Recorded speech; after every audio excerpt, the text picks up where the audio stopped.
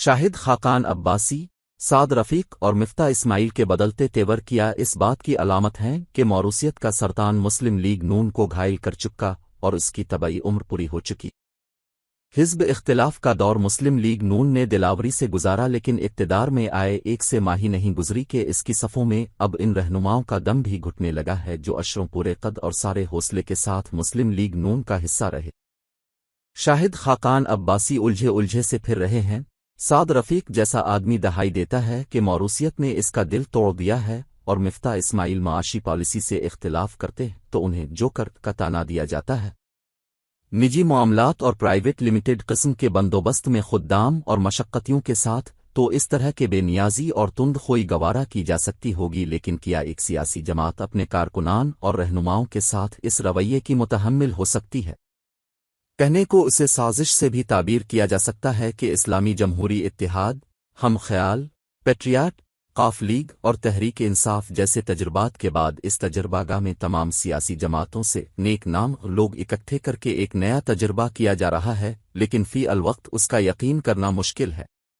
سعد رفیق کا تو معلوم نہیں، لیکن شاہد خاقان عباسی ایسے کسی تجربے کی بھینٹ کیوں چڑھیں گے؟ انہوں نے ایسا کچھ کرنا ہوتا تو تجربہ گاہ میں انہیں بہت پہلے بہت سازگار ماحول میسر تھا، تب وہ ہلکا سا التفات کرتے اور سارے موسم ان پر سازگار ہو جاتے، لیکن انہوں نے نیب کی قید کاٹی اور جرت سے کاٹی۔ مسلم لیگ نون سے سعد رفیق کا تعلق بھی معمولی نہیں، ایک فعال وزیر رہے، ریلوے کو کھڑا کیا اور نیک نامی کمائی۔ اگرچہ ایک زمانے میں ان کے تحریک انصاف سے رابطوں کی کہانیاں عام ہوئیں، لیکن ان کی صداقت کے بارے میں کچھ کہا نہیں جا سکتا۔ امر واقعہ یہ ہے کہ دور ابتلا میں بھی اپنی پارٹی کے ساتھ کھڑے رہے۔ مفتاح اسماعیل کو نون لیگ نے اس وقت متبادل معاشی مینیجروں کے طور پر پیش کیا جب عمران خان کو حکومت سے الگ کر کے اقتدار سنبھالا گیا۔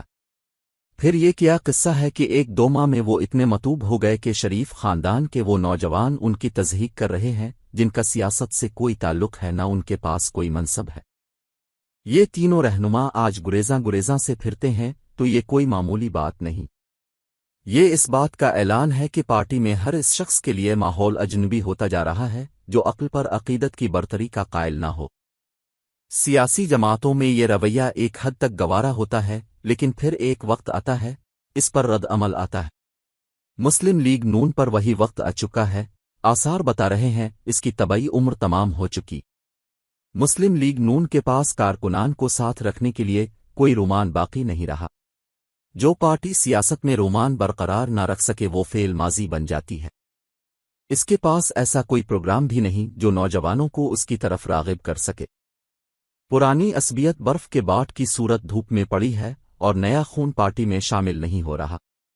ایسے میں انجام جاننے کے لیے آئنسٹائن کی ضرورت ہے، نہ ابن خلدون کی۔